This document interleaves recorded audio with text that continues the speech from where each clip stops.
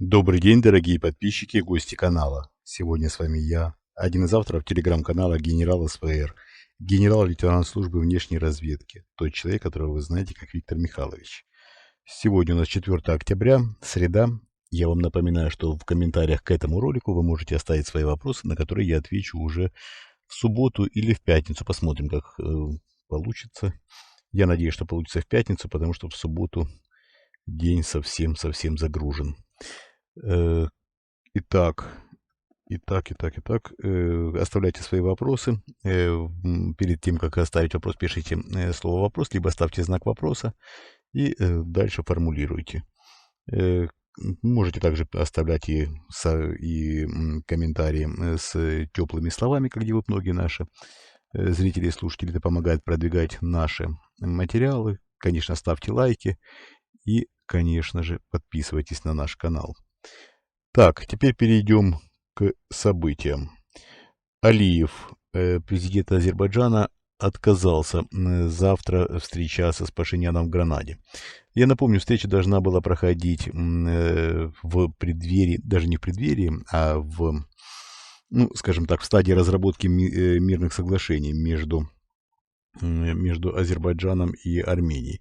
Возможно, даже подписание мирного договора, но надо утрясти некоторые нюансы. Встреча должна была состояться 5 октября в Гранаде. С участие в этой встрече должны были принимать Франция и Британия, но Франция и Британия заблокировали участие в этой встрече Турцию, которую пригласил Алиев.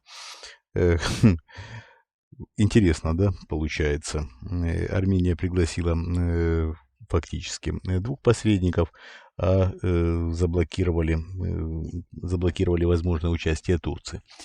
Алиев поступил, в принципе, в данной ситуации, исходя из интересов национальных. Он прекрасно понимает, что когда трое на тебя давят, это одно, а когда у тебя есть подспорье в виде такого человека, как Эрдоган, здесь, конечно, ситуация совершенно другая.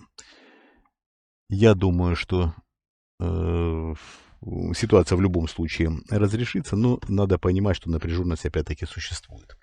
Напряженность существует, и если сначала Россия не давала возможности договориться Алиеву и Пашиняну, то сейчас такую возможность практически блокируют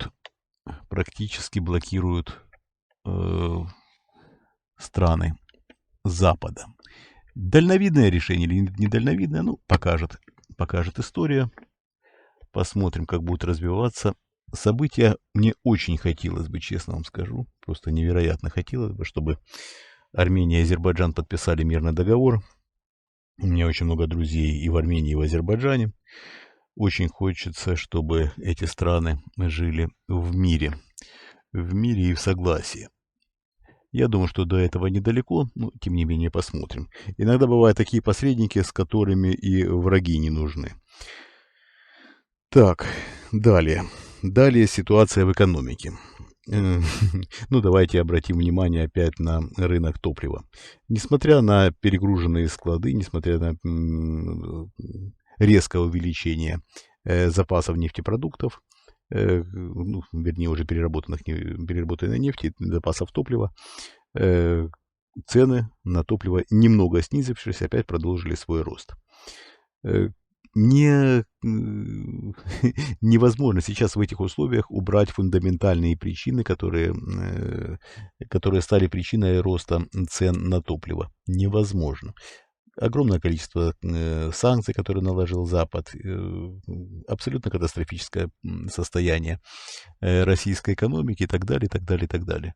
Здесь огромное количество факторов, изношенные коммуникации, изношенная логистика, изношенное производство, никакой модернизации добровольно в сфере нефтепереработки никто особо не стремится вводить.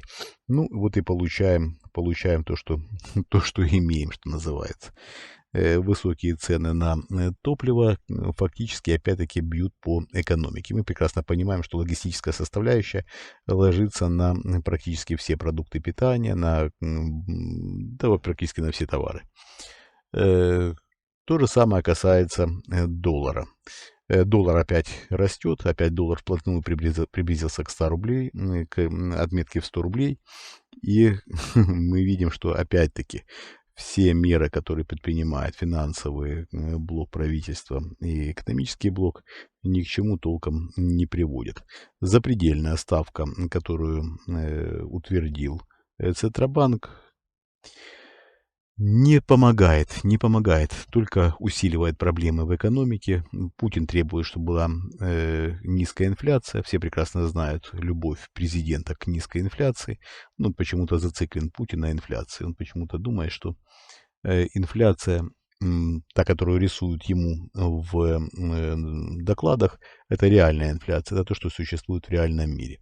Мы прекрасно понимаем, что Путин абсолютно далек от понимания реальной ситуации, от того, как живут обычные люди. И, конечно, ему глубоко плевать, просто глубоко плевать на то, что происходит у обычного человека. Но для него главное, чтобы обычные люди не бунтовали. Он считает, что обычные люди не будут бунтовать, не будут, то есть будут благодарить власти, будут боготворить его, если не будет инфляции. Ну, такое примитивное мышление, тем не менее, как есть. С этим примитивным мышлением президент России Владимир Путин живет и ведет Россию к темному будущему. Абсолютный идиот, ну что тут можно сказать, ну, тем не менее, есть как есть.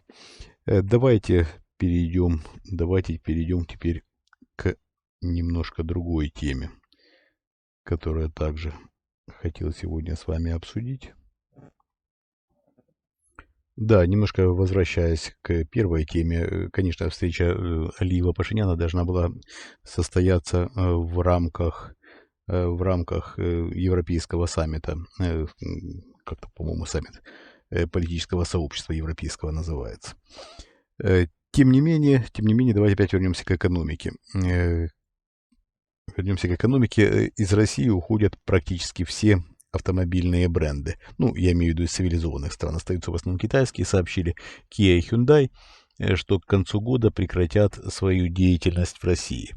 Я понимаю, когда российские автомобильные блогеры фонтанируют сообщениями, какие прекрасные китайские автомобили. Я даже не сомневаюсь, что, вероятно, какие-то китайские автомобили на сегодняшний день уже не так плохие, как были в начале своего производства, в начале своей бурной деятельности, когда буквально из бочек из-под масла делали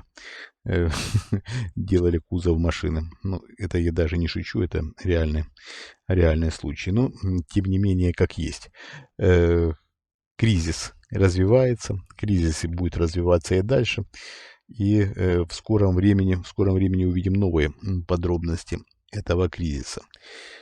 Так, теперь перейдем к немножко другой теме, усиление репрессий. Казалось бы, куда уже, да? Но, тем не менее, в скором времени будут приняты, не сомневаюсь, что будут приняты законы, которые запретят упоминать тех, кого нынешнее российское руководство причислило к экстремистам, причислило к, возможно, даже и на агентов в положительном смысле. То есть за упоминание тех, кого нынешняя российская власть определила экстремистом, упоминание в положительном ключе, просто упоминание в положительном ключе будет грозить тюремным сроком.